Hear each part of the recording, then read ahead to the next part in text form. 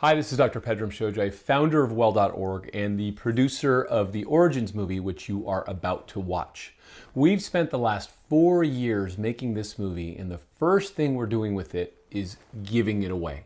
We're doing a global free screening because the message in this movie is so important that we feel everyone needs to hear it. I got a little son at home and I want his children's children to have a future. And the reason we made this movie is to help people understand that there's things that we could do right now to change the way we live and make ourselves, our planet, and our future healthier. Enjoy the movie, and I'll jump in at the very end and tell you about some wonderful things that we have prepared for you.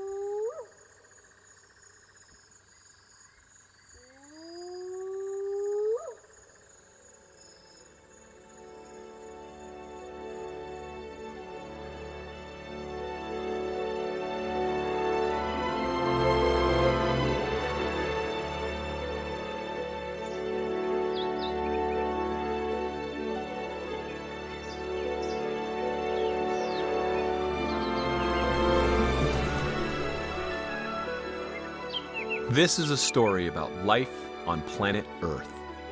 The life we all share and have in common. Our species has come a long way in a very short amount of time. What really set us apart was our ability to wield fire. Over all other creatures, we were able to successfully use fire to cook, stay warm, and defend ourselves, creating a comfortable cushion between our daily reality and the harsh elements of nature.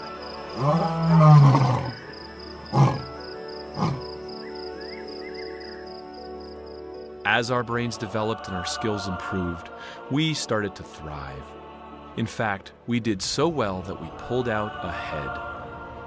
As we continued to advance, however, that gap became bigger and bigger to where we now look at nature as something separate from us. The question now becomes, how can we prosper on this living, breathing planet of ours and not burn her down? How can we bring balance to our impressive growth so we can stay healthy and preserve this planet of ours for generations to come? In order to fully understand this, there's only one place to go. Back to our origins.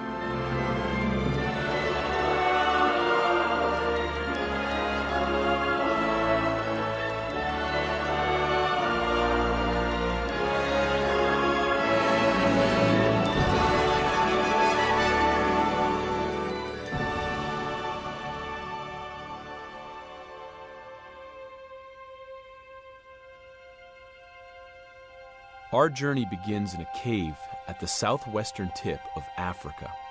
A cave which was most likely home to some of our first human ancestors. This would quite possibly have been one of the caves where one of the first human families lived in this very difficult Ice Age time. And they lived here trapped in this Ice Age for 60,000 years. And then that Ice Age receded, and these families went on to explore the whole planet, and they became every nation on the planet today.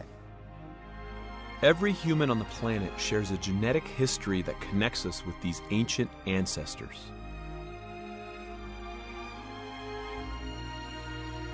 When you look at the history of the evolution of society, you'll find it was always coastal societies that had the most progress the fastest. One of the reasons for this is that they were eating fish. From an evolutionary perspective, when we started getting more omega-3 fats, it allowed our brains to grow bigger, but they didn't just grow bigger. There's something you do when you learn, and it's called myelination. And this is the ability to insulate nerves in the brain. Myelin is made out of fat. And when you eat enough fat, it's actually easier to learn because you have the raw building blocks to insulate a nerve. Yeah, I mean, the cradle of our species, Homo sapien, the place also where later on, about 100,000 years ago, there seemed to be this enormous shift in the brain, enormous shift in consciousness, which kind of exploded into art and ceremony and all sorts of extraordinary things.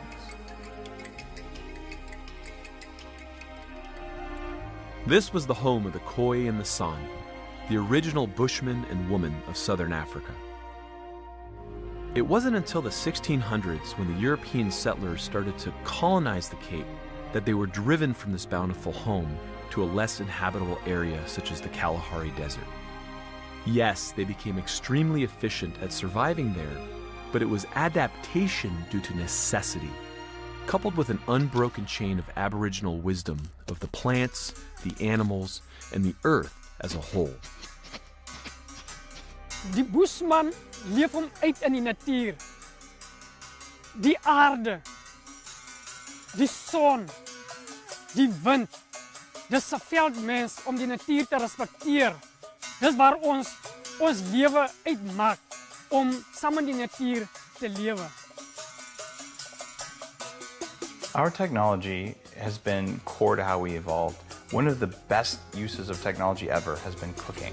When we were still living in caves, when we first discovered fire, we learned how to cook so we could unlock more nutrition from foods that were really not very edible when they were raw. So that helped to fuel our brains. And as our brains got bigger, we learned to make better technologies. As we've become technological, we've moved away from the home fire, from the campfire, well thought about, well used, logical applications for fire, into using fire to run steam engines, eventually going to stronger and stronger fuels, coal, petroleum, nuclear. Yet the wisdom and the intelligence has been lost. We're not thinking ahead. We're using a short-term gain at the expense of a long-term tragedy. And this is where we have to start bringing that ancient old brand new together. We can have technology as long as it's well thought out, as long as it's well intended. We can have this amazing life that we have on our planet sustainably if we get smart, if we get clever. Yes, technology is getting more and more efficient, but it's getting more and more destructive in a way. It's improving dramatically, exponentially, you can even say, but the rate at which it expands is not equal to the rate at which it improves nature around it as well, because all things in technology at one stage was part of nature, whether you like to know it or not. That's the actual truth. Our ability to wield fire is a clear symbol of our fast progression as a species, becoming the dominant predator on this planet today. It drove us to excel and put us into orbit.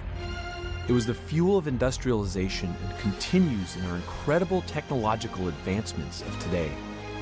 It has taken us to amazing places and back, but that very fire is on the verge of burning us.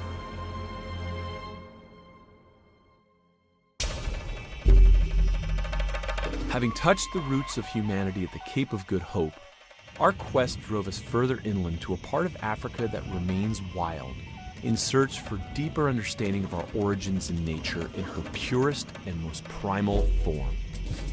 The remote tribal concession of Makuleke within the Kruger National Park of South Africa is nestled between the borders of Zimbabwe and Mozambique. A wilderness education group called Eco Training gave us the privileged and rare opportunity to come and learn from the incredible raw nature that remains in Africa.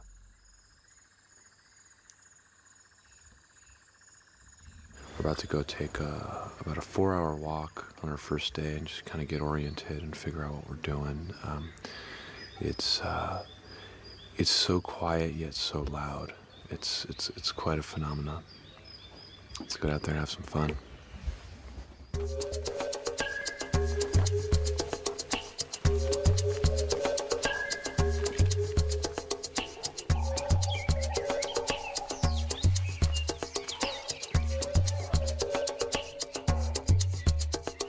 As we were new to this knowledge and etiquette of walking in the wild, for our safety, we were taught to handle rifles.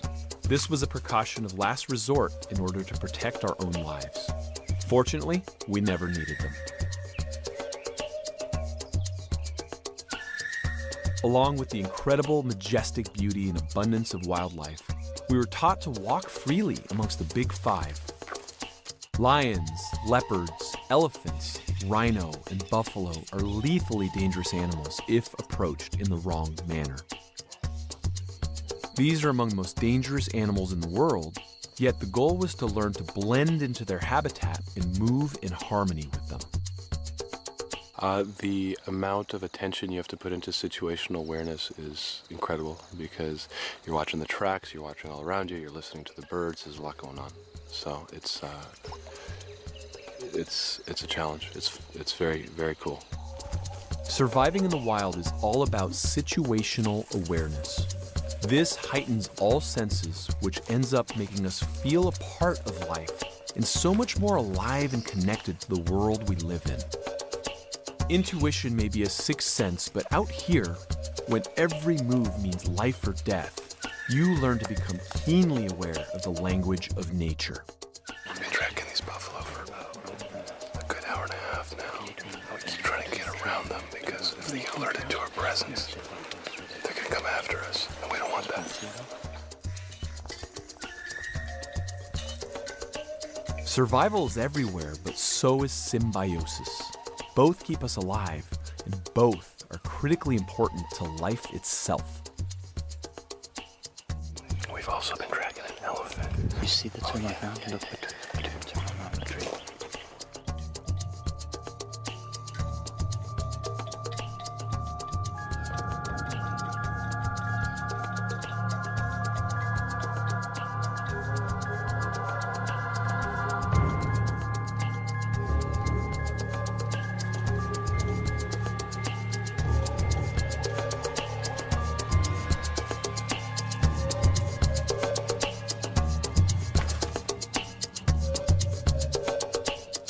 It was amazing being out here.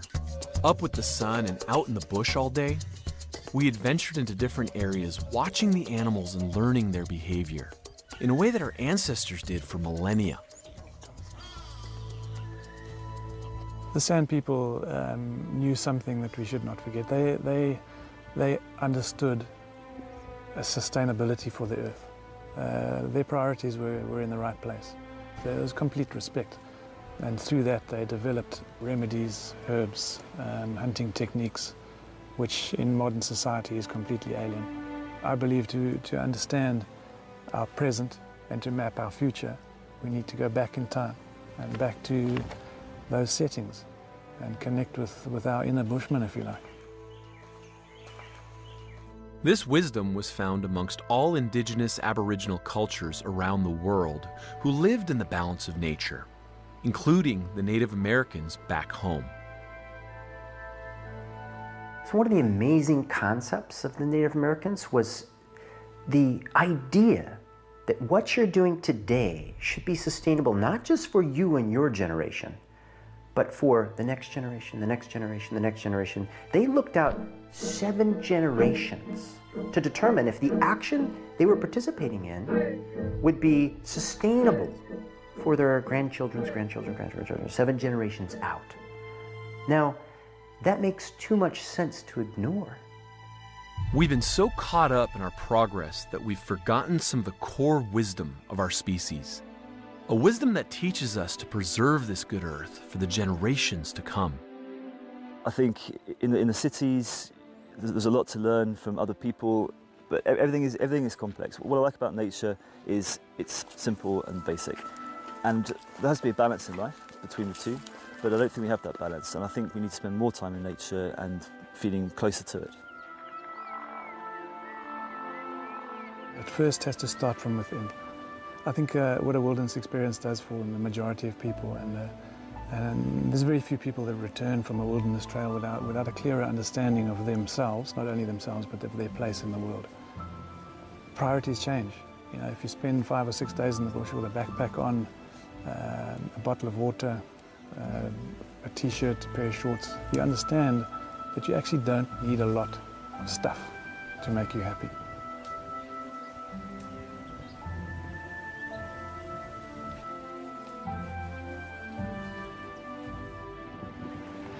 Nobody we've met has been inside this gorge. So we're going right up along the rocks, just crawling across the river. You look up, you have no idea what's coming down for a drink. Could be a buffalo, could be a lion, could be an elephant. And the water has hippos and crocs. So we're riding that razor's edge of fine line. And you have to remind yourself that there's hectic stuff all around because, frankly, this place is so beautiful. You're walking around with a big smile on your face, just in awe. In the cities, we may not be thinking of life and death at every turn, not savoring each moment as if it may be our last. There are no elephants around blind corners, so we switch off. In a way, it seems as if we've developed a false sense of security that keeps us insulated from our primal genes, preventing us from feeling fully alive. We've evolved or developed into modern man as it is today, but there's a huge gap that's left behind, and I think that's one of the reasons we feel so lost, is because all of our history, all of our culture, not over a few hundred years, but over tens of thousands of years, has gone. What have we lost? We live trapped in time, and here, well, time is all you've got. Time to listen, time to live in the moment, and time to contemplate life. Food is everywhere if you know what you're doing, and life seems so simple, so pure. No matter who you are, no matter what you do for a living, how much money you have, or what religion you are, if you come to the bush, everyone is on a level playing field. The ego is taken out of the equation, and we understand ourselves. There's an authenticity out here which we all relate to. But I think the biggest draw and the biggest rejuvenation that people have is simply getting away from what is driving them to whatever is making them tense or ill or anything like that. Take away the watch, take away time, put people in touch with this. For me, that's what nature does. It provides a grounding, a balance to understand your own strengths, your own weaknesses, and that authentic growth in yourself you can take to other people. Spending time out here really makes us ponder the nature of our existence in the modern world. It makes us think who we are and where we came from, and really, what is it that we're doing? How do we get into this mess where we find ourselves so stressed out and wound up? How is it that people are now lacking meaning in life when several generations ago, we were simply happy to have food on the table? What's different here, and what's changed in our modern world that makes us so crazy and so sick? So the wisdom of the ancients is truly the medicine of the future. If we can't recognize that, if we don't work in conjunction with the plants, if we try and squash over nature and not honor her, that could be the end of our health.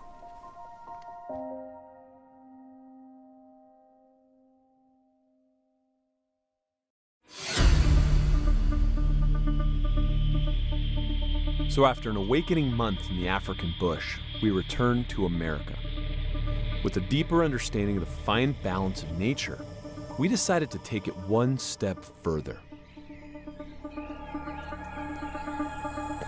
Cliff Hodges of Adventure Out has been teaching primitive skills to people of all walks of life for years. Under his expert guidance, we learned survival skills that were used by our ancestors. So in a wilderness survival situation, it's very important to separate your needs from your wants so that you can stay alive. And there's really only 4 things you need as a human being to survive on this planet. That's shelter, water, fire, and food. If you have those 4 things, you are alive. Everything else beyond those 4 needs is truly just a want. No matter how bad you think you need it, it's just a want.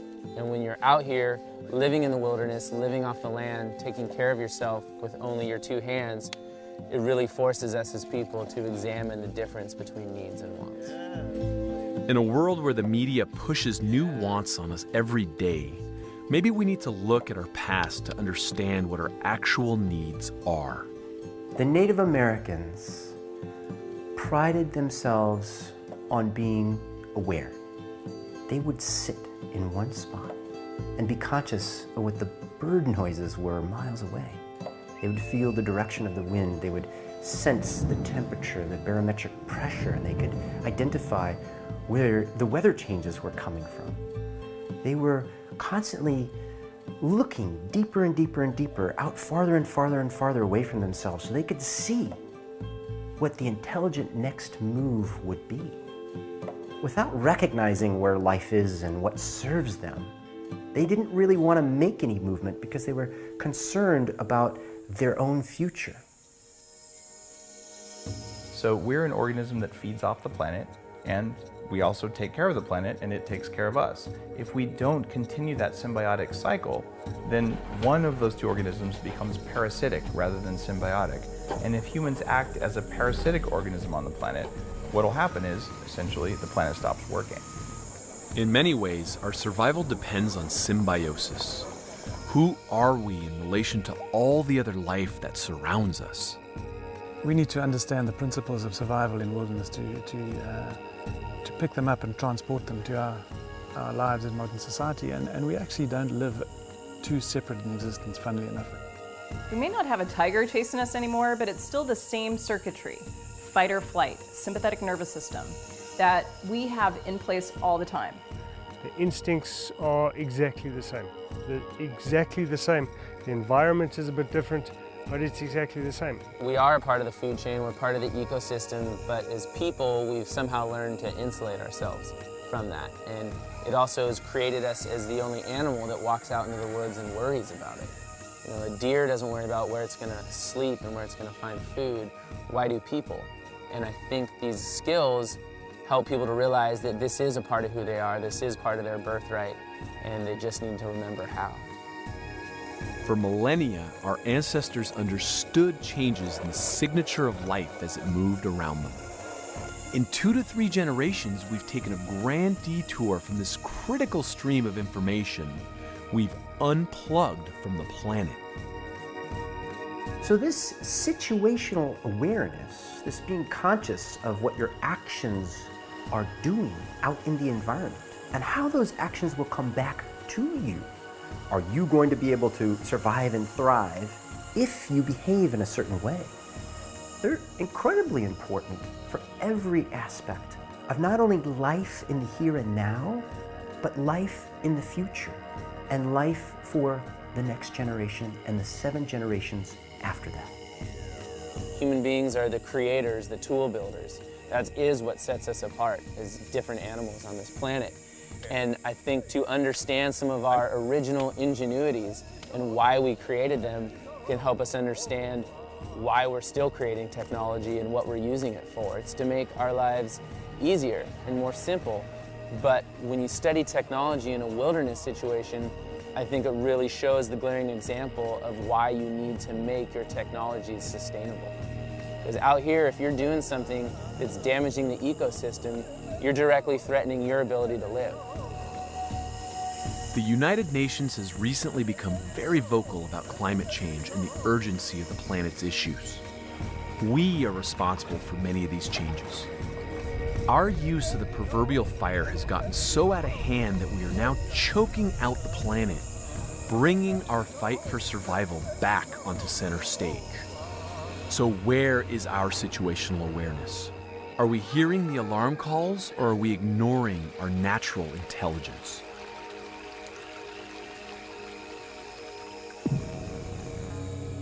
Hermes Trismegistus, the ancient Greek philosopher, had a famous axiom, which is summed up by the saying, "As above, so below."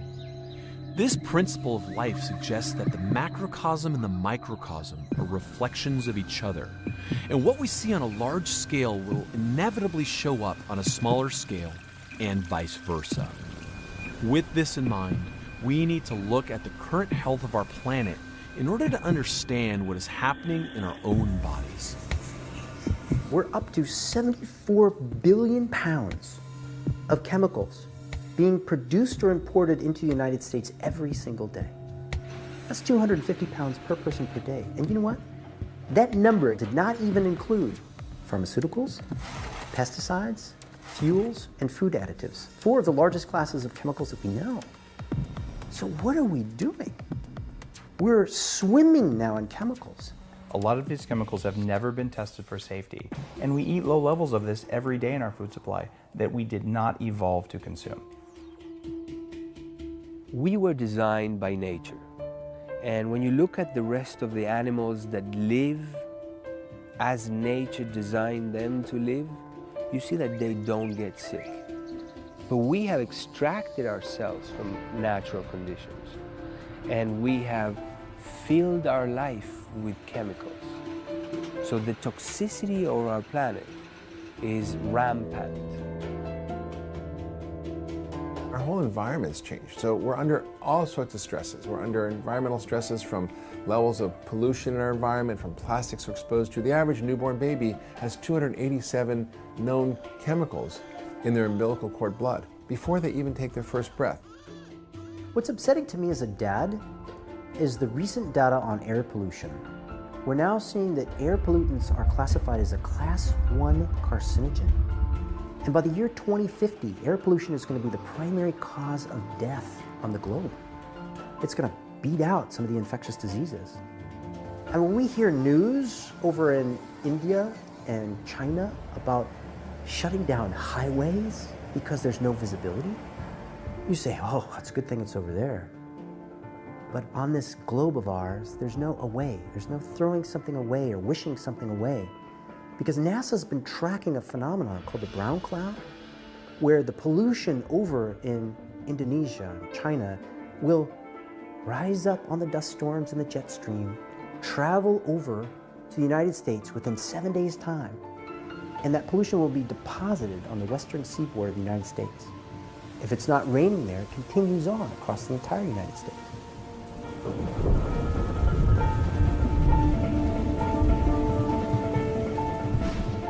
The toxicity of our planet is really a big part of what is causing humanity to be so sick. Look around, everybody's sick. Everybody's taking medications, going to tests, and having surgeries. What is going on? We've become so incredibly dependent on fossil fuels, using them for everything from gas to water bottles. In fact, we rushed into it so fast that we never really thought through the consequences of a world choking on plastic, polluting us and making us sick. So we're hearing all about BPA, we're hearing about phthalates, we're hearing about plastics causing problems, we're hearing that they're endocrine disruptors. What does that mean? It basically means they are pseudoestrogens. They have hormone signaling powers in the human body, and they take place at minute amounts. We're producing about 6 billion pounds of BPA every single year. We use it in our plastic bottles. It's a softening agent. It's what's called a plasticizing agent. Phthalates is another plasticizing agent. You know where we use that? We're using it in sunscreens. We're using it in lotions. When you combine what those chemicals do as synthetic estrogens directly to your body, plus all of the stuff that's made by unhealthy soil exposed to these chemicals, and you put all of that in your body, you are making yourself unwell.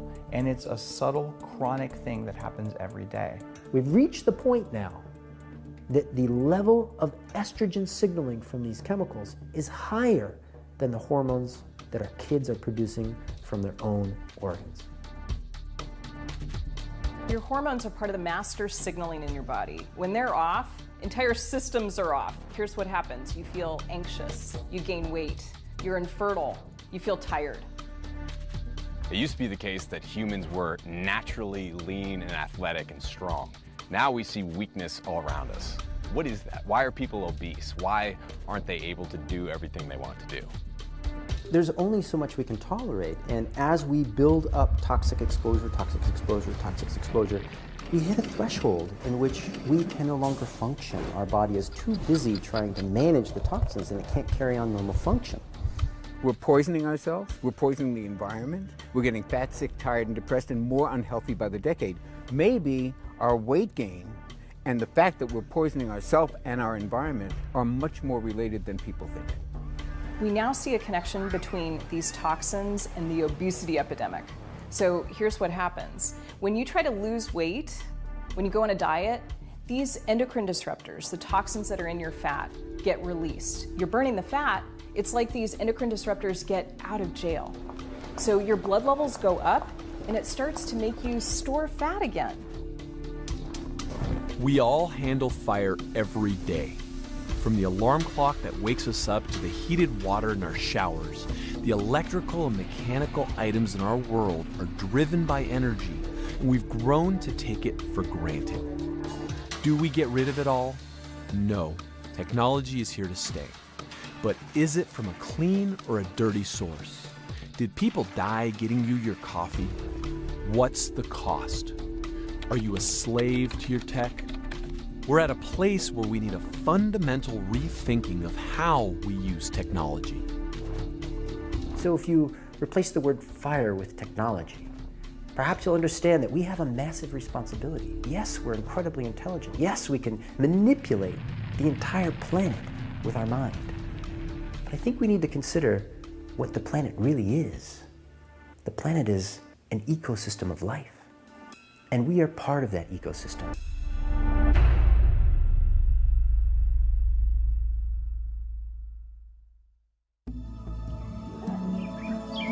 In Africa, we found the roots of our species in an environment that fed and nourished us.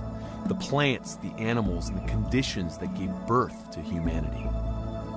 Those healthy roots helped us flourish, and now, with our modern departure from the purity of that environment, we're driven to take a journey back to our own root, the actual root of our bodies. Yeah, any good gardener that you follow around, when they see an unhealthy looking tree, discolored leaves and fruit that's not thriving and flowers that are not shiny, they don't spend too much time looking at the leaves, the fruit, and the flowers. They go and take a look at the root and the soil around them. Our gut is like the roots of a plant, is where our organism extracts and absorbs nutrients and sends them to the rest of the organism. Everything in this world is nature. From the enormous elephants that roam in the wild to the microscopic bacteria that live inside of us. And with this understanding of as above, so below, both are equally important in this great web of life, and we can't separate our parts without looking at the whole in everything. The medicine that we have today is based on outdated 19th and 20th century ideas. If you had a headache, you went to the head doctor. If you had a stomachache, you went to the stomach doctor. Then medicine got organized in these specialties. The problem is these specialties have nothing to do with the way the body is truly organized. And as the science advances, as we understand the body as an integrated system, as an ecosystem, all those ways of framing disease become more and more irrelevant. An ecosystem, a biological community of interacting organisms and their physical environment. The microbiome is your inner ecosystem. And it starts with your mouth, your nose. You've got bacteria and fungi throughout your body. And the numbers are staggering. You have 10 times as many bacteria in your body as you do human cells. So the gut microbiome, by all the researchers in the know now, is the center, the seat of the immune response. In fact, they are renaming the immune system the microbial interaction system. Nothing happens in the body without the presence of the microbiome.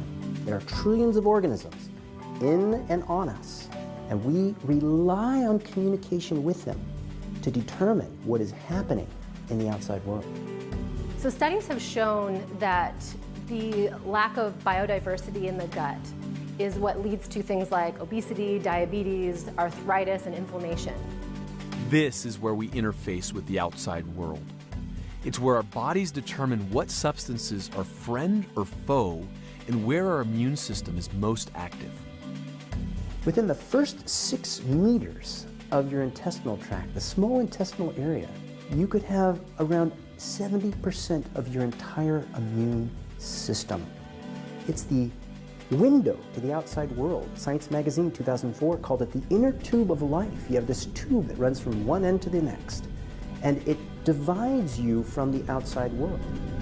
So why wouldn't you along your castle wall also put your defenses. It makes too much sense to ignore. So if you're ever going to excite your immune system, if you ever see inflammation, as a sheer matter of odds, the first place you look is the gut.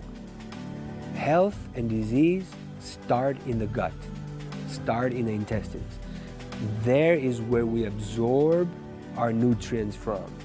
There is where our immune system checks for foreign stuff coming in and out. People are missing the bacteria in their gut. Of course, their digestion is totally wrecked. And it's a slow decline, so people don't realize that, over 5 years, 10 years, decades, that, they took these antibiotics multiple times for various infections, and 10, 20 years later, they're dealing with digestive issues. They don't always make that correlation. The word antibiotic has become a household term. Let's pick this apart. Anti, against. Biotic, life. Against life. Antibiotics kill your gut microbiome indiscriminately. And we're finding that not only do you kill the bad guys, you kill the good guys. We should all be concerned about the extinction of plants and especially animals on our planet. And we should also be concerned about the extinction of our friendly bacteria and the microbiology and microbiome that's inside of us. We have no idea what the effect of these antibiotics that are wholesale slaughtering our good and bad bacteria inside our body. What's the long-term effect? We don't know. I think in this very day and age, we're having a mass extinction on a smaller scale. I think we're missing a lot of the beneficial microbes that supply balance and health in our intestinal tracts. So we've made mistakes before. Why can't we learn from those lessons? What can we translate to the next generation to teach them about the mistakes that we've made before so it doesn't happen to them? Our troops are on red alert, constantly being bombarded with substances they don't recognize. This causes a war at the root of our being and is the basis for much of the health crisis we're having today. It's not just the nasty chemicals that we're exposed to, it's also the ingredients in these new foods that our bodies have never really acclimated to. Even wheat. The wheat that we eat today is nothing like the wheat that we ate 50 years ago. And there are all these ingredients in it that we haven't had time to acclimate to. When your body's reacting to foods, you have an immune response to them. And when this happens, the reaction to your body is to create inflammation. And so not only do you create inflammation, you also start to crave these very foods that are hurting you, so you'll start to eat them more and more, and now you'll have more and more inflammation. Inflammation is known and accepted to be the common underlying factor for most chronic diseases. Whether you're talking about cancer, Alzheimer's, heart disease, arthritis, autoimmune diseases, we know that years before these diseases are diagnosed, inflammation is lingering. When the digestive tract is subjected to foods it can't digest, it gets inflamed, and the resulting condition is called leaky gut, where the gut barrier gets compromised and food particles sneak through, triggering further immune response. And we're now seeing that this gut permeability, this leaky gut, is behind obesity, type 2 diabetes, even early signs of cardiovascular disease. We definitely know we have autoimmune issues. So my goodness, why wouldn't we want to keep our friends in balance? They keep us in balance. Fortunately, there are practices that have been preserved from our past that are making a strong comeback. 20 years of research in the field of health and nutrition has led us to the conclusion that you must have raw, live, cultured food in your diet. That means a kimchi or a sauerkraut with real, live, friendly bacteria that's growing on it. So for example, an unpasteurized, raw, live sauerkraut has amazing effects on your immunity and the overall health of your digestive tract. So if we start out with vegetables that have been grown in healthy soil, we end up letting nature run its course. We ferment these vegetables and we eat them. It allows us to thrive symbiotically with these beneficial bacteria. Getting our relationship right with the earth starts with the life inside of us. When we have this balance, amazing things begin to happen. We start to come back to life ourselves.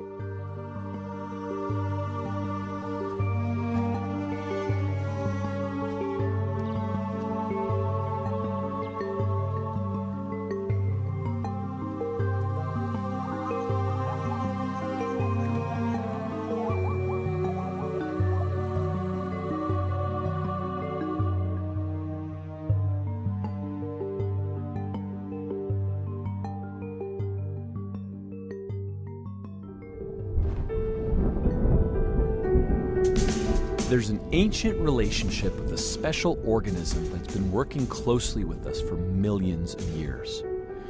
Early in the cellular development of life on this planet, our cells took on a particular type of bacteria, literally brought it within our own cell walls and made it an integral part of how we make energy. This tiny organelle is called mitochondria, and the currency of this energy is a molecule called adenosine triphosphate, or ATP for short. Mitochondria are the powerhouse of the cell. They're responsible for producing the energy of the body. ATP is the currency that your body uses to carry out hundreds of different reactions, over 300 different reactions. If you want to think a thought, if you want to feel a feeling, if you want to move a muscle, ATP is probably behind it. You know, running a life without energy is like running a business without any money. It just doesn't work. You're constantly robbing Peter to pay Paul. You're also trying to get a little bit of an edge on energy with caffeine or with something else to make up for lost sleep. And basically, you're running your life without the thing that you need most to keep it going, and that's your natural energy. It happens to be that the mitochondrial DNA is extremely susceptible to damage. It's super easy, if you're a chemical, to sneak in and harm the mitochondria. And in fact, out of the 87,000 plus industrial chemicals that are on the marketplace today, those that are researched for safety analysis, the vast majority are found to be mitochondrial disruptors. They inhibit or decrease the action of the mitochondria itself. Another symbiotic relationship we have with bacteria, and yet another situation where environmental toxins and unnatural foods could be harming us at a core level. Is it any wonder that most people go to the doctor complaining of low energy and depression? A lack of energy at a cellular level could explain this, but there's also a lack of a critical amino acid that we're losing access to. So many people are suffering with depression and being unhappy and sluggish.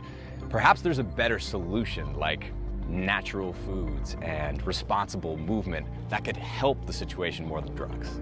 Serotonin is a neurotransmitter that's responsible for making you happy. Most antidepressants target serotonin. And the serotonin itself comes from tryptophan, an amino acid that comes from plants and bacteria. And we need to ingest that tryptophan. It needs to stay in a particular shape and form and get converted to serotonin so we can utilize it for thought. But unfortunately, it's very oxidant sensitive, this entire process. So if you have any toxins around, if you have not enough ATP, if you have a lot of free radicals and stress, guess what goes first? It's the tryptophan, 5-HTP, and serotonin. So unfortunately, our higher reasoning centers on this planet are under siege right now. So the prefrontal cortex is the most human, thoughtful part of the brain. It's involved with things like forethought, judgment, impulse control, organization, planning, empathy, learning from the mistakes you make. And when you don't feed it right, it doesn't work nearly as well. So food is medicine or food is poison. When people clean up their diet and start to get the toxins out of their system, they wake up. They're more sensitive to the world that's happening around them. They have to believe in a better world than the one that they're used to. With a healthy brain, people are happier, physically healthier because they make better decisions. They're wealthier because they make better decisions, and they're more successful. So if you want to take care of yourself and your children and grandchildren and the world around you, take care of your brain. Fixing your gut by simply eating clean food starts to replenish the serotonin reserves that you have in your body. And it's what allows us to really connect with people. The mitochondria and the trillions of friendly bacteria that are in our gut are an integral part of life. In fact, our genetic expression is very much influenced by the bacteria we coexist with. One of the most exciting scientific discoveries is that the way that you eat and move turns on and off certain genes. Now, I think this is an incredible opportunity. It's empowering because 50 to 80% of your genes and how they're expressed is determined by the way that you eat, move, and think. literally genes recreate, rebuild, renew, regenerate each of us on a daily basis. And how they do that is up to us and the signals that we choose to give them. These genes code for proteins, things like your hormones that are involved in your metabolism, your weight, your fertility, and your mood. There are 140 times more genes coming from microbes on and in our bodies than there are from our own cells. So we have this relationship where they rely on us, we rely on them, a symbiotic relationship where life for both of us could not happen without one or the other. So perhaps we could gain a little bit more mutual respect.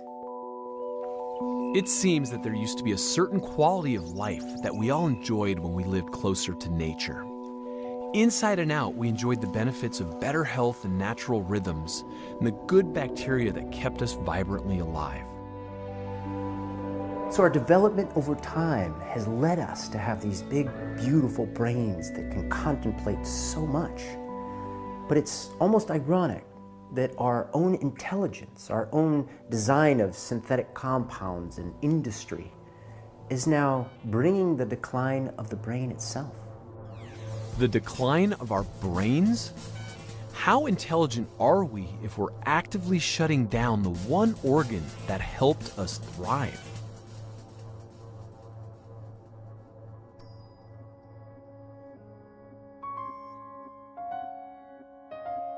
If there was something that could make you happier, healthier, and reduce your stress, make you more calm, would you do it? Because that thing exists. It's called meditation, and a lot of people aren't doing it. And you don't have to start big. You can start with just a few minutes a day, but once you build that habit, it changes your life. So many people don't know that there's actually a huge science base for the impact of meditation on the brain. There are imaging studies, there's neuropsychological studies. Meditation matters. It can affect your physiology in a very positive way. There's a Harvard study that showed when you take people who don't know how to meditate and you teach them how to meditate, 6 weeks later, you do a functional MRI, you do a brain image, you find that they have a 10% increase in cortical density. So meditation fooled us. When we started studying it, we thought it would like calm the brain. In fact, it doesn't do that at all. It fires it up, especially the most human, thoughtful part of you, your frontal lobes. A huge benefit of that is you're going to make better decisions because the front part of the brain is all about impulse control and decision making. So doing it on a regular basis can totally help your health. Meditation wakes up our higher reasoning, which is the very thing we seem to have lost in our march towards progress. We can use this powerful tool to wake up and make better decisions for our collective future. An ignited mind moves the body into action.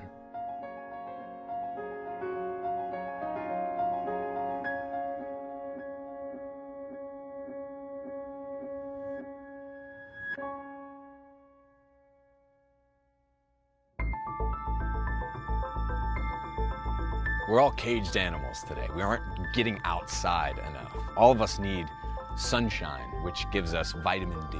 We also need fresh air, and we need to move multi-directionally using our whole bodies, full body compound movements. You know, we have sunlight all around us, and yet we wake up in the morning in our houses. We quickly jump into our cars. We commute to work. From there, we park in an underground parking lot, maybe, and then go into the building. And then now we're sitting in an office building all day. Sitting and staring at a two-dimensional screen that shines artificial light back at us is a far cry from what we evolved doing every day. So I've gone into the woods and I've tried to survive. I've tried to forage for myself. And I'll tell you, you have to do a lot of work. You have to build your own shelter. You have to gather your own food. You have to prepare your own food. It takes a lot of energy. You will perspire.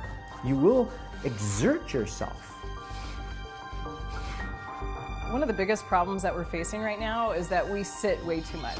There's so much science behind this. Sitting makes your lower back inflamed. Most people have really poor posture. It's really bad for you. In fact, there's studies showing that there's a greater risk of diabetes and heart disease depending on how many hours you sit in a chair. Our ancestors used to lift things and climb trees and do all sorts of things that made us feel alive. Today we find that we're surrounded by furniture and our environment almost teaches us to be lazy, and a lot of us can't even touch our toes. But again, historically, if you look at the expectations of our hunter-gatherer genes, they look for us to give an all-out effort on occasion. The net effect of that was a pulse of growth hormone and testosterone. This is part of the survival of the fittest concept, where you survive that episode and the body responds by getting stronger. It all boils down to better choices. Do we move towards more life or away from it? Do we wake up or remain in a dreary sleep? Much of this is the key to how we evolve and express as individuals.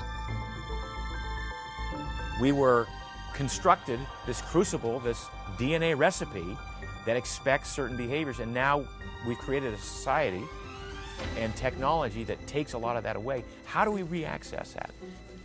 Get some time hiking, get some time in the forest, get some time on the water, get some time swimming, get some time with nature, because those energies become part of your intrinsic body of knowledge.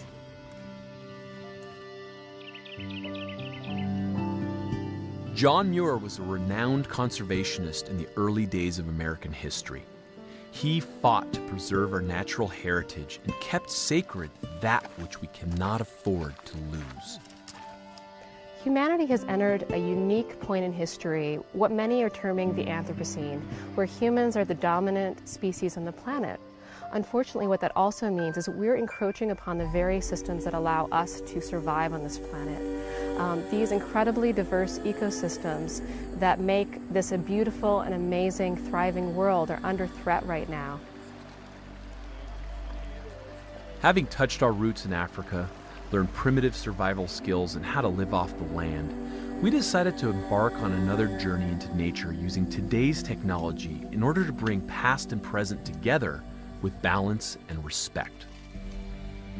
We set out on the famous John Muir Trail, 220 miles of pristine wilderness in the Sierra Nevada mountains of California. This land was preserved as a result of his efforts, a forward-thinking man who understood the value of nature, the value of preserving this legacy for generations to come.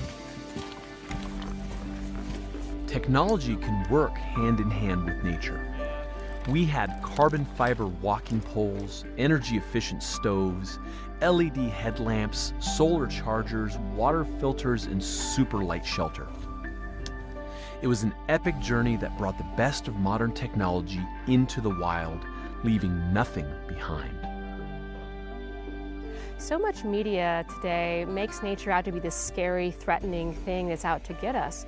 But in reality, it's not man versus nature. We are nature. It's who we are, it's where we come from, and it's our source, it's our life, and it's what causes us to survive and thrive on this planet. Right on the other side of survival is growth and room for play. Right on the other side is a bright future that's well thought out and respectful of our environment. So the question becomes, how do we take back this legacy and walk a path where our notion of progress is measured more wisely with the conservation of the natural world and all the life teeming around us? How can we return to a life of healthy symbiosis so we can thrive and live harmoniously within the natural world?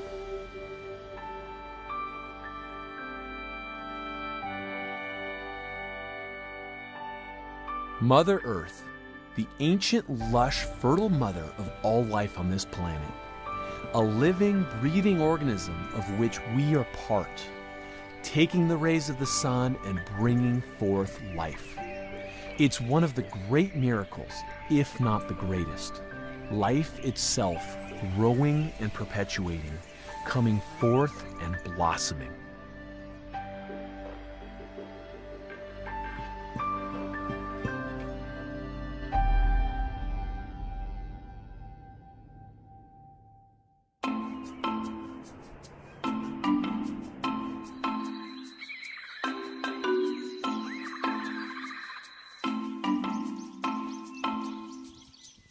Think of the basic instincts of animals. It's to find a partner, procreate, and bring up kids. Hello, welcome to life. What are we doing? Why are there 6 billion of us? Because we're doing it pretty well. It's normal and healthy to be able to reproduce. And when you can't get pregnant, we have to ask, what's wrong? Millions come into our world daily, and much of the concern on the international level is in response to how we're going to feed all these people. How on earth are we all going to make it on this planet? There's a paradox happening right now. On the one hand, we have unprecedented levels of population growth. On the other hand, we have unprecedented levels of infertility. We've expanded to the far reaches of the planet, and now we've run out of Earth. This is it. The question of our time becomes, how do we live together when there's nowhere left to go? How do we prosper and not kill each other over limited resources? As an organism, our first and primary goal is to reproduce, the continuation of the species. When that breaks, that is a sign that we are really biologically at a dangerous place. Fertility is a leading indicator of the health of an organism, and when 1 in 8 of us doesn't have enough health to reproduce, even in their reproductive years, that is a terrifying data point, and it's one we need to do something about, because next generation, it won't be 1 in 8, it'll be 1 in 4, and then 1 in 2. Our ability to procreate is quite literally tied to our very survival. And now that's coming into question. Is it nature naturally controlling the overgrowth of a species, or are we missing something? We're facing an epidemic of endocrine disruptors that are robbing us of fertility. Women are having trouble with their eggs, with egg quality. They're having more miscarriages, difficulty getting pregnant because of the toxins that we're exposed to. Endocrine disruptors are everywhere, from dry cleaning chemicals and antibacterial hand soap to even the fluoride in your toothpaste. It's important to appreciate that each of these different substances can affect different organs and disrupt our fertility. An animal that cannot reproduce in nature is in trouble. And when we look at our world, in the developed world, we're seeing an enormous rise in infertility. Even though, yes, the population is increasing worldwide, even in developing countries, we're seeing 1 out of every 4 couples having trouble with fertility. Could the cause be all of the chemicals that we've dumped into the environment? The food that we eat, the cosmetics that we use, and our household cleaning products all contribute to whether we are healthy or not. When a species is healthy, nature rewards it with fertility. The ability to produce offspring is a critical piece in the flow of life. The transition into this world we're finding is critically important and carries a deep level of communication with the world of our parents. A transfer of information and immunity through the medium of life. There's so much genius in the handoff of life from mother to child. We're just beginning to understand the science of this. It's a beautiful process, birth. It's absolutely amazing. And you know, the mom prepares for it by changing the colonies in her intestinal tract of certain organisms, microbes. And then the fascinating thing is that when the baby comes out through the vaginal canal, it's bathed in a lot of the colonies the mother has been harboring that have probably been passed on from her mother. And those colonies will actually get on and in the nasal passage and the lungs and the intestinal tract of that child. Now, these bacteria will start triggering your immune system to create certain defenses. If you think about it, this is the first vaccination that you get. This is nature's way of vaccinating you and making your immune system be able to cope with an atmosphere that's not sterile anymore. Women who are counseled by their physicians to have a cesarean section, maybe a scheduled C-section because of convenience, either on the part of the patient or the physician, often aren't told about the health consequences of not having a vaginal birth, not having that inoculation with the mother's microbiome through a vaginal birth. All these people that were born by C-section and were given antibiotics since they were kids are now reaching an age in which they're loaded with problems. Autoimmune diseases and all kinds of diseases that actually, in my opinion, stem from the early and repeated use of antibiotics. And when the mom breastfeeds, the mother will actually have the third largest component in her breast milk not be available to her baby. It'll only be available to one specific organism called Bacteroides. It's a Bifidobacterium infantis. And that one organism elegantly cleaves the sugars in the mother's milk and feeds off of it and thrives more than anything else. And it turns out, by having that specific organism in that naive intestinal tract of a baby, protects it from pathogens. It allows it to produce certain nutrients. It's inoculating that child's intestinal tract with the proper microorganisms within a very brief window of life, the first few days, if not weeks, after being born. If that never happens, we're seeing that your entire life is more challenged. Seeing children sick at such a young age does not bode well for our future. It's scary. We need to change the direction that our culture is headed. The go-to solution has been to treat everything with antibiotics, and now we're creating drug-resistant bacteria. To fix it, people are rushing to buy probiotics, but nobody's clear on the complexity of the microbiome and how to truly restore it. So for us to assume that we can intervene in certain illnesses with things like antibiotics, or we can intervene with specific probiotics at this stage, I think is a little premature. I think it might be even to a point of being disrespectful. What I see is nature deficit disorder for our children. You know, kids want to run around in the dirt. They want to have fun outside. They're curious about the world and they want to be able to explore. When we contain them, when we've got the hand sanitizer that we're using constantly and they're not digging in the dirt and getting all these happy bacteria into their system, we're cutting them off from life itself. You know, I grew up on the streets of New York, and we went out and we played in the dirt. We got muddy and we got dirty, and we came home and we were fine, and we rarely got sick. We didn't have antibacterial soaps, and we weren't germ-phobic, and we did just fine. As a mother and a doctor, I'm really concerned about this because our kids really want to thrive in nature, and we're cutting them off. It's got biological effects, and it also has psychological effects. So a lot of parents are having bouncers babysit their children. But that's not really very good because the bouncer's doing all the work. What we really want is the baby's brain and the baby's muscles to be doing the work. And if you don't properly activate the cerebellum back bottom part of the brain is totally connected to your frontal lobes.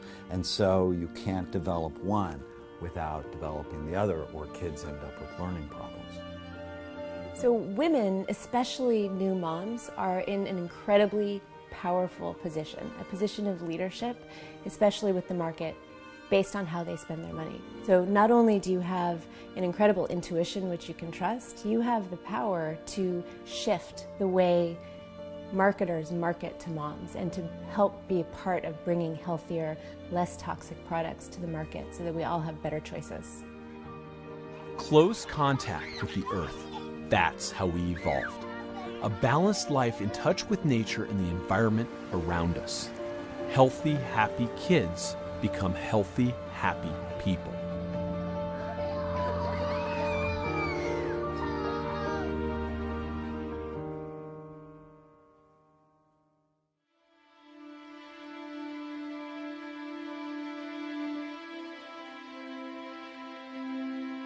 We've all heard the saying, you are what you eat. So let's take a proper look at our food and how powerfully it can impact our health and our future.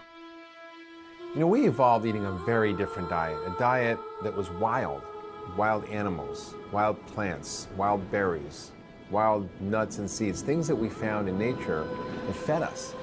And we found that those foods, which we evolved on, are very nutrient dense, much higher in fiber. 100 grams a day we used to eat of fiber compared to maybe 8 to 15 for the average American now. Much higher in vitamins and minerals, much higher in omega-3 fats, much higher in all sorts of phytonutrients and phytochemicals, because wild plants are much richer in these disease-preventing and health-creating compounds. So the diet that we eat is not the diet that we ate. And that has huge implications for our health and for the planet. Food is information. Yes, it's fuel, but food also provides information to your cells, and at the level of the genes, it turns genes on or off depending on what's in the food. So always going back to this notion that if you look at evolution and you look at how we ate for 2.5 million years, it worked that long. It's not working now. Let's go back to the way it was.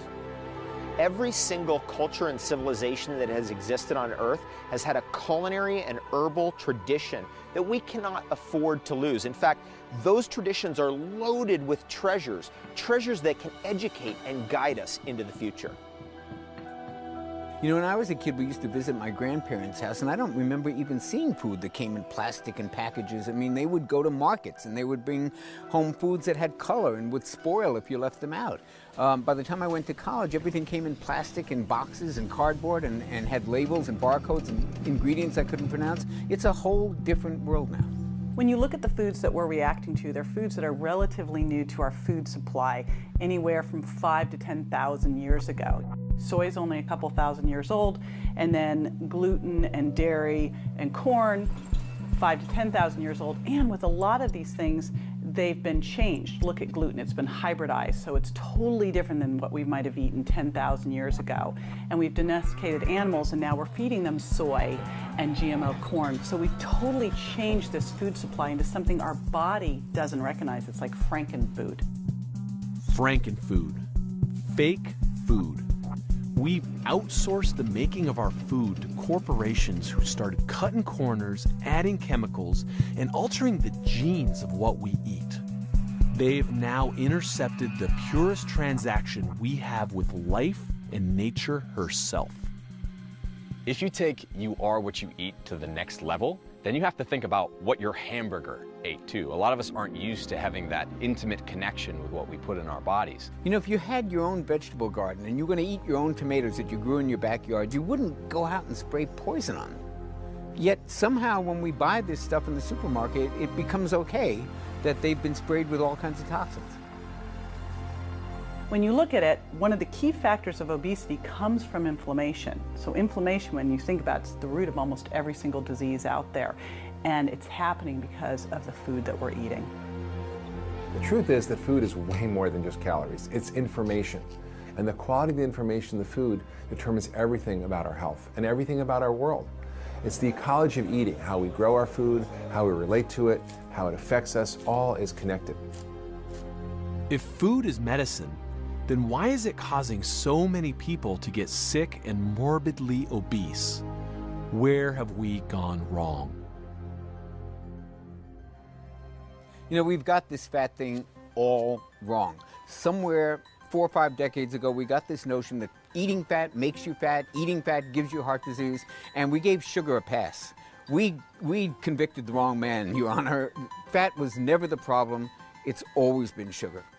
Your brain is made primarily of fat, and when you fuel with fat as your food source, then you actually get this exceptional mental clarity that you're not used to if you're burning sugar most of the time. You know, we've just fallen into this mythology that cholesterol is the problem, that cholesterol causes heart disease, that we all need to be worried about our cholesterol, and we've just gone after the wrong molecule. Cholesterol is needed for the brain. It's needed for thinking and memory, and it's needed to make your sex hormones out of and your vitamin D out of. Low-fat diets are a disaster for brain function. People know high cholesterol is not good for you, but most people don't know that low cholesterol is associated with homicide, suicide, and depression. Fat is critical in your diet. You just want healthy fat.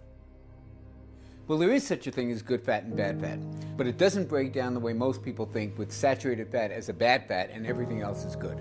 Bad fats are damaged fats. They're fats from oils that we've used in restaurants and overused and reheated and form carcinogens and all kinds of compounds that are very bad for our health. Good fats are the natural fats that are found in whole foods, whether they're saturated, monounsaturated, polyunsaturated, doesn't matter. If they come from whole foods, we have nothing to fear from them. Our bodies evolved to crave saturated fat because it's so important for forming hormones, for making the brain, and even for our cell membranes incorporate saturated fat. However, we did not evolve to use trans fats. Trans fats don't exist in nature in almost any cases. Certainly the artificial trans fats that we manufacture today have never existed. So when we eat those, our body sees them as healthy saturated fats and tries to use them. Omega-6s are inflammatory. They're pro-inflammatory. They feed the fire of inflammation in your body. Omega-3s are protective. They're a type of fat that's really good for you. It's good for your brain. It's the most proven supplement and healthy fat for you. But the key to human health is having them be in balance. Omega-6s are found in vegetable oils, corn oil, safflower oil, all the vegetable oils we've been told to consume so much of.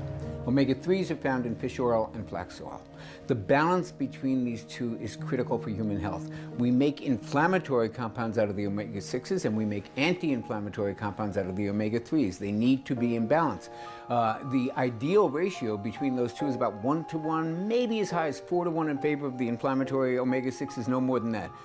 Current research shows we're consuming 16-to-1 in favor of the inflammatory omega-6s and probably more in certain parts of the country. This is a disaster waiting to happen, and we're seeing the results of this inflammation in our disease states right now.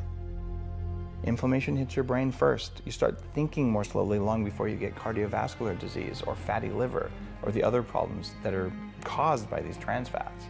You know, protein and fat normally go together, and because of this crazy fear we have of fat, we've also cut back a lot on our protein, particularly women, and we need protein. We need protein to build our biochemicals, our hormones, our bones, our muscles, our structures in our body, to have vitality, to speed up our metabolism. So protein is very, very important as long as it comes from clean sources. We can get protein from animals, of course, and I definitely recommend that we get the cleanest sources possible, grass-fed bison or grass-fed cow.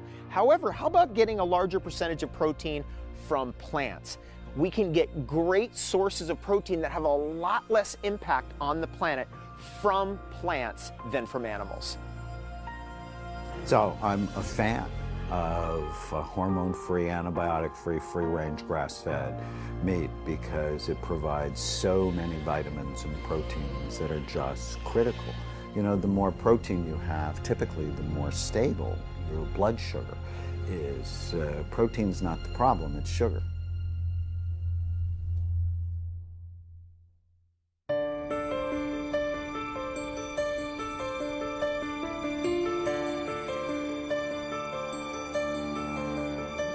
So we're standing in the middle of the biggest health crisis in the history of our human species. It's called diabetes, and it's a spectrum of imbalance from a little bit of belly fat to prediabetes to type 2 diabetes. And today, it affects 1 out of every 2 Americans. And it's mostly ignored. 90% of the people who have this condition have no idea. Their doctors don't know how to diagnose it, and they don't know how to treat it. It's not rocket science. Sugar makes us fat. If you eat too much of it, you will probably get fat too. The thing that most people don't understand, though, is that it's not just sugar, but also the way that your body metabolizes carbohydrates. So things like bagels, breads, donuts, whole grains even, are turned into sugar in your body, and if you overload yourself with sugar, you're going to get fat. For 2.5 million years, we didn't eat processed foods. We ate things from the ground or picked from the tree or things that we foraged or killed. It was all natural. That's really the essence of all this. It was all natural. And now, just in the last 100 years, with processed foods and with the ability to extract carbohydrate and refine it to such a degree that it turns into glucose in your bloodstream instantly, and with all of the artificial sweeteners and other toxins that we find in food, we're throwing our bodies a curve that they can't handle. If you take a bird's eye view of a supermarket, you see all these aisles, 90% of what is being sold that people are consuming. And if it's in the supermarket, it's because people are eating them, right? Supermarkets are not in the money-losing business, right? So when you look at a supermarket, you see 90% of their products coming in boxes, jars, tubes, cans, bags. This is not found in nature. This is not food. This is edible products, edible, manufactured, chemically altered, processed stuff. It's amazing how so many people continue to make poor food decisions. When we see people make the same mistakes when they probably know better, we have to suspect something a little more serious. The answer is very simple: addiction.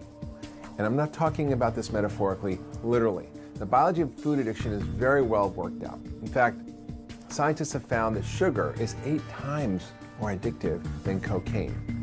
8 times. It's almost unbelievable.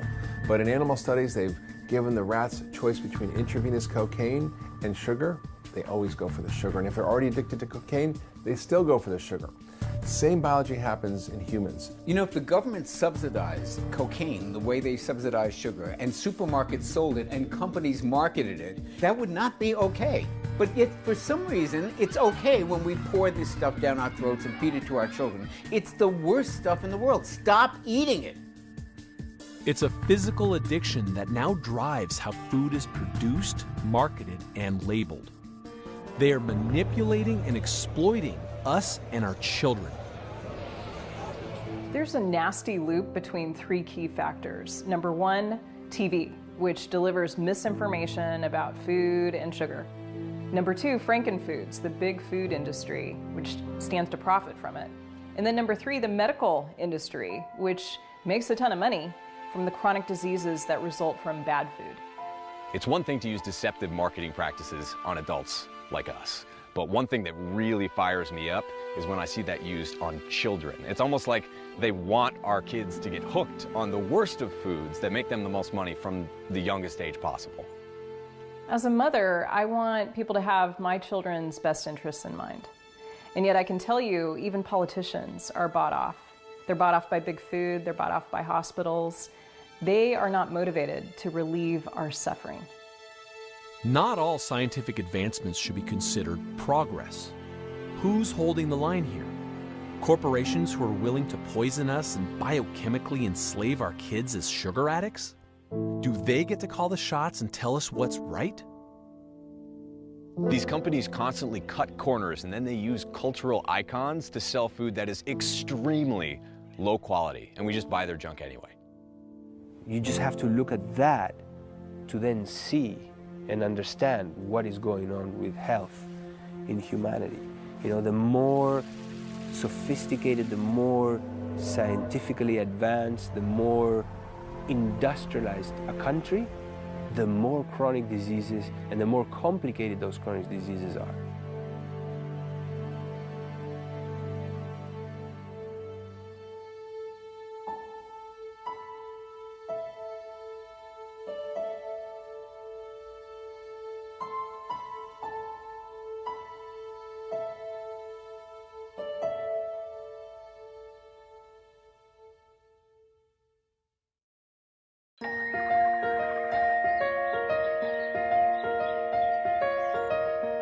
Sex is natural. Sexual reproduction is how nature reproduces. Plants, birds and bees, corn. But in 1996, something new happened. They started to genetically engineer soy, corn, cotton, canola.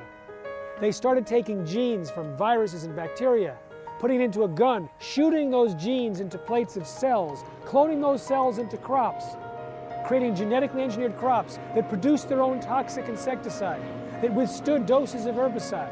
And this they called progress. The process of genetic engineering itself caused massive collateral damages, causing an increase in known allergens, introducing new allergens, not to mention the insecticides. And this, we think, is the major cause of a lot of rise in a lot of diseases and disorders that we're seeing. So when we take people off of these genetically engineered foods, as thousands of doctors are doing now, they report people getting better from immune system problems, gastrointestinal problems, infertility, a whole host of diseases and disorders. There's this counter-argument that we need to mess with our food in order to feed the world's growing population. That the only way we can meet these needs is to dump poisons on our land and degrade the quality and purity of our food sources so we could all be addicted to sugar and sheepishly accept rising healthcare costs. GMOs generally reduce yield. One crop has found it increases yield by 0.3% per year. far less than natural selection could do. But when you look at what sustainable agriculture can do, they looked at more than 12 million farms in 50 countries, and they found it increased yield by 79%, and for staples like corn and potatoes, 100%. So this concept that we need to have genetically engineered monocultured agriculture in order to feed the world is actually working against feeding the world and taking money away from more appropriate solutions. When we look at what sustainable agriculture is really based on, it's using a natural system and working and enhancing that natural system and cleansing that system of dangerous chemicals and compounds. Everything from what's in the air to what comes in the food has an impact on human health. And what we're seeing now in the fields across the United States, now across the globe, is we're having a shift in something called the rhizosphere. It's the soil microbiome environment. Why is that important? We would not have life on this planet without microorganisms. You know, they form root nodules on plants, so then the plants can then interact with the minerals in the soil, take them into their own structures, and pull them up their stalks into their shoots, fruits, leaves. So if we can't get the minerals from the soil into the plants, we most definitely will have compromised nutrition in our end product. And when we eat this nutritionally empty food that's lacking in so many important nutrients, we wind up eating more of it because our bodies are starving for the nutrients that aren't in the food in the first place. Without healthy soil, we are lost. We have no idea what the intricate balance of life is in there. The soil has masterfully sprung forth life on this planet for millennia. Now, we're willing to allow the people who brought us DDT and Agent Orange to kill off the life on this planet and control our food supply? So the quality of our food has been degrading over the years. So in sustainable agriculture, we work to build a system where nature can sustain itself. The next level of that we call agroecology, where it's an agricultural ecological system that works in harmony with nature rather than working against nature. The United Nations published a study in 2010 that said that if we switch the world to agroecological techniques on the same footprint of farming we have, we can double world food production and over about 10 years begin to heal all the excesses of the chemical era. This comes from the United Nations. If the Frankenfood-sponsored media tells you otherwise, you may want to wonder why. Healing the excesses of the chemical era. That sounds good for the planet, and it certainly sounds good for our ailing bodies.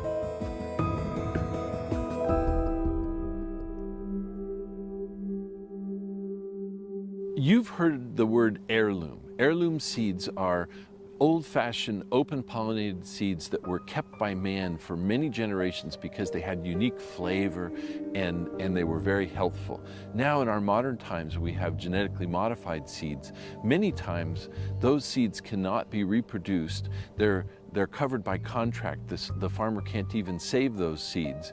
And those seeds are only produced to have the effect of benefiting from not being killed by the chemicals that are sprayed on them. But what are they doing for our health? That's the unanswered question of our time. So if we were to take the stress away from a plant by giving it fertilizer, by spraying weed killers around the plant, by putting fumigants on the crops so there's no insects attacking it, the plants become lazy. They produce less of these incredibly important phytochemicals, plant chemicals. Fake food needs poison to kill off all of the life around it. And we have to ask ourselves, why are we doing this? Like, why do we need to kill off these pests? Really, we need to get rid of the fake food. It's more important to learn what not to eat than to learn what to eat. Because if you just eliminate certain foods from your diet, your chances of getting better, even if you feel good already, are great. It's far easier to get these out of your system to reduce exposure than to live with the misery of having them ruin your health. This applies not only to the plants that we consume, but also the animal products. Industrial farming has split the plants and the animals. On one side, you've got the cows in their feedlots by the thousands. On the other side, you have monocropped farms. What we're looking to do is go back to the logic of the traditional family farm, where the chickens eat the cockroaches, where the pig eats the waste, where the cow mows the grass, and the goats clear new areas for fruit trees. So we're not using the herbicides, we're not using the pesticides that might come from the industrial chemical industry. This can be protective on many different fronts, not just to the human cells that may be damaged by these chemicals, but to the water, the air, the microbes in the soil and in our own bodies, because no one's really looking at the effects those chemicals are having on the smallest of the populations that might be some of the most important inhabitants on planet Earth. Since organic agriculture works so well, how did big food hijack our food supply? The food industry in the 50s created a deliberate culture of convenience. They literally have hijacked America's kitchen by creating foods that were designed to be easy to make, and they made it a chore. They made it something bad to be in the kitchen cooking food. In 1900, 2% of meals were eaten outside the home. Today, over half of our meals are eaten outside the home. And the meals that are eaten in the home usually are made in a factory that come in a box, a package, or a can that we heat up in a microwave. America has lost the art of cooking. We've raised 2 generations of Americans who have no idea how to cook. We've outsourced our cooking to corporations. We've outsourced our cooking to the food industry. We need to get away from processed, industrialized, domesticated foods that are making us weak and sick, in favor of foods that we've been eating for a very, very long time in their most natural, in the true sense of the word, state. And that's what I call the wild diet, where you're eating foods that were recently alive and well, mostly plants. Life supports life. The natural flow is that of growth and reproduction. The good news is that we can quickly turn this around. So it usually takes about 3 days. That's it. If someone nails their diet right, it'll take 3 days and they can have a major shift.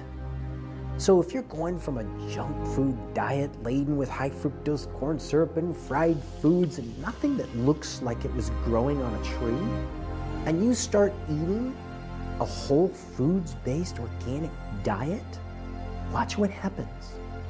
It's amazing.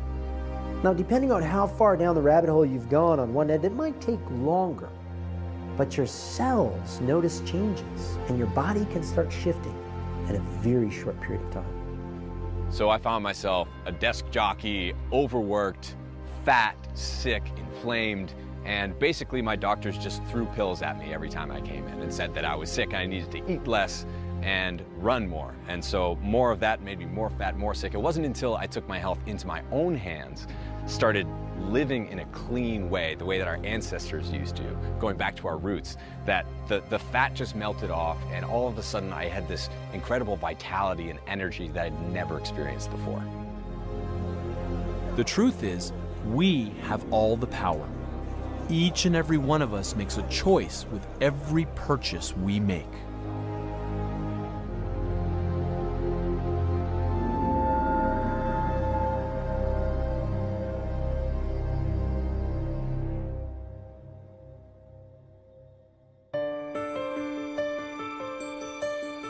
As above, so below. As we start making better decisions and taking the toxic poisons out of our lives and our environment, we start to come to life again.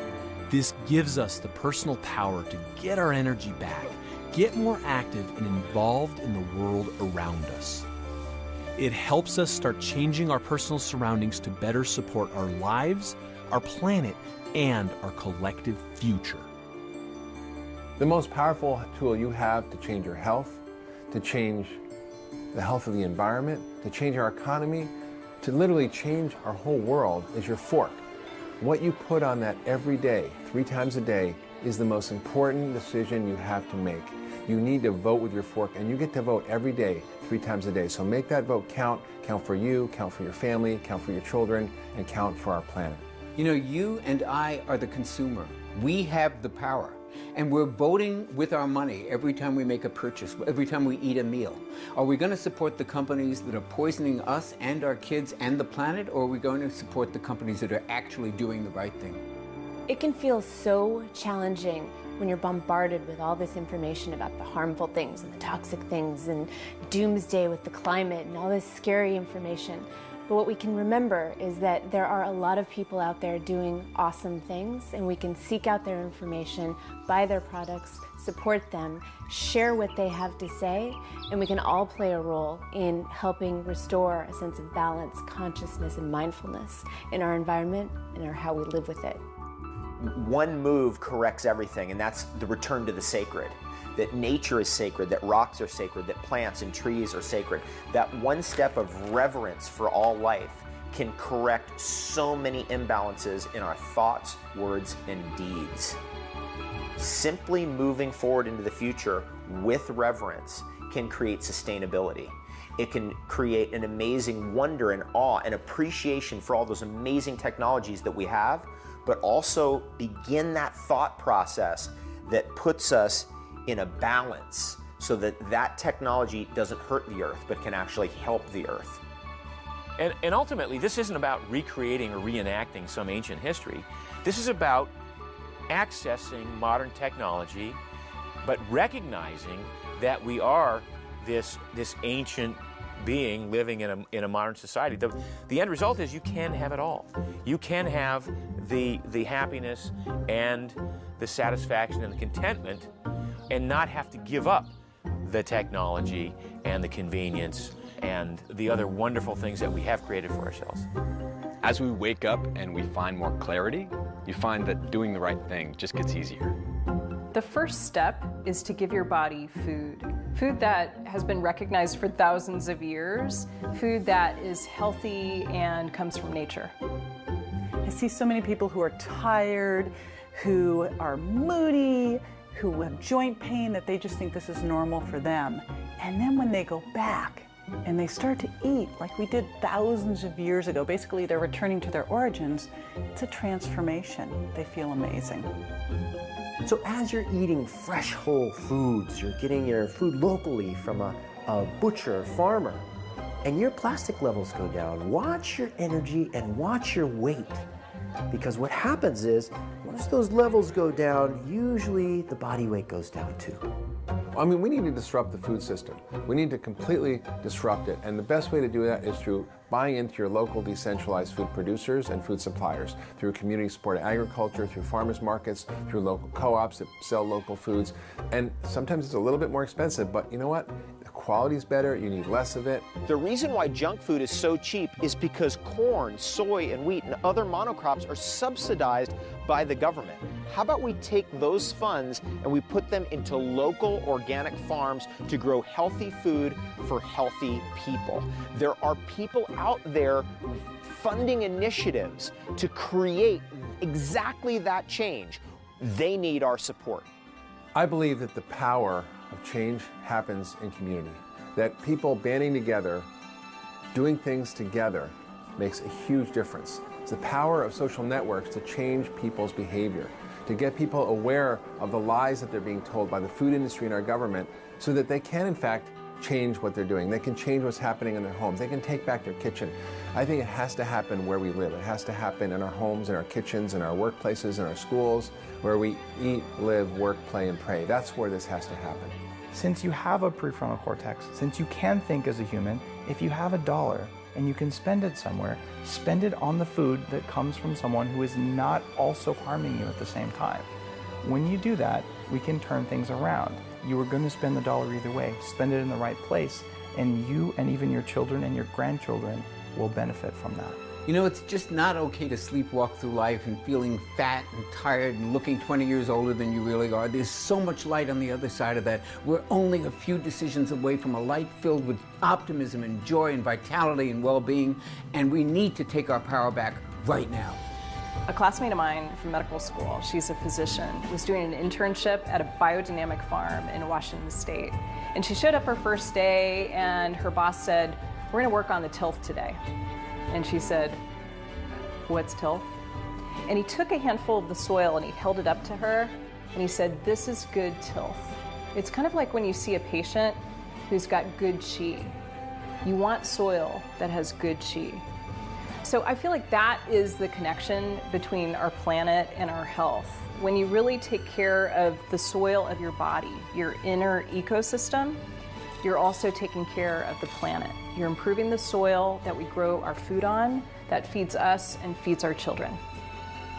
One of the most interesting things that's happened in humanity is the era of chemicals and agriculture. That era is really coming to a close because the Earth's systems cannot sustain those chemicals. And where we really see it is in your body. The food that you put into your body is the key. If you buy the best quality food, you can afford it because it's actually inexpensive because it's primary health care. Good food is the key to a healthy life and enjoyment. That flavor cannot be achieved in a chemical system, but an organic system can bring that flavor forth by working with nature and building a healthy, complex soil that supports the food. We're part of something much bigger than we can ever imagine. This thing called life is intricate and gorgeous and massive. We are but a small part of it, but we can have a massive influence on it. Nature has always guided us and can guide us into the future. All we need to do is open up our intuition and instincts.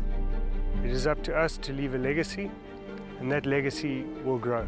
And if we do it correctly, we will pass on the right legacy. And I think what it all boils down to is one simple thing: respect. When we realize that nature isn't something out there beyond the city limits where the wild things roam, but it's actually in us, it's in our bodies, it's in our homes, and we're intricately connected to this amazing web of life that is planet Earth, then something shifts. And we realize that respect and love for our planet is actually protecting our own future. So a return to our origins is our hope. That is the excitement. If we can learn from the wisdom of multiple generations, if we can bring ourselves back into that space of honor and gratitude and appreciation and awareness of the environment around us, we can bring ourselves to an entirely new level. We are the people we've been waiting for. It is on us to bring balance, and it starts with the simple decisions we make every single day. Together, we will thrive and inspire generations to come. Let this be the time they write about in the history books, the time humanity woke up and got it together. Welcome to a brighter future.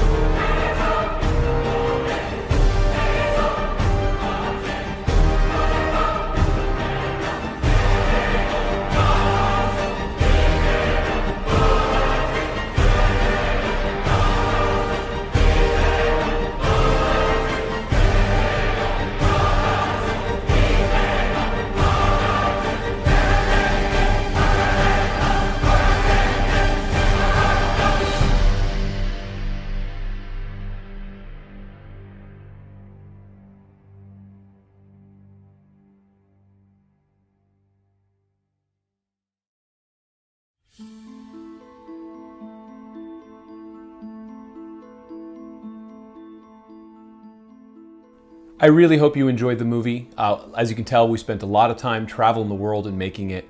And there's so much that we wanted to include in the movie that you couldn't possibly do in an hour and 40 minutes, let alone 5 hours. So what we've done is we've brought all of our experts together for a series of interviews, which is a deeper dive. We get to explore origins. And what we've done is during this free screening window, we're going to have a 5-day window where we have over 35 interviews with lots and lots of content available to you for free because what we want to do is not just inspire you, but also empower you and give you the tools and the knowledge and the wisdom and the connections you need to start making this a reality for yourself. So please click on the button on this page to join the summit. It is free for 5 days, and what we're going to do is we're going to help connect you with the interviews you need to hear the most and help you find the resources that are going to get you from point A to point B. Also, if you love the movie, we highly encourage you to share it. We can really use the love, and the DVDs, this is the first time we've offered them. They are now officially available. So if you love the movie, also please buy the DVDs. If you want to buy more than one, that'd be fantastic. Share them with your friends. This is a labor of love, and we'd like to keep making movies for you guys. All right, so enjoy the summit, and please tell a friend about the movie, and thank you for joining us in this global free screening.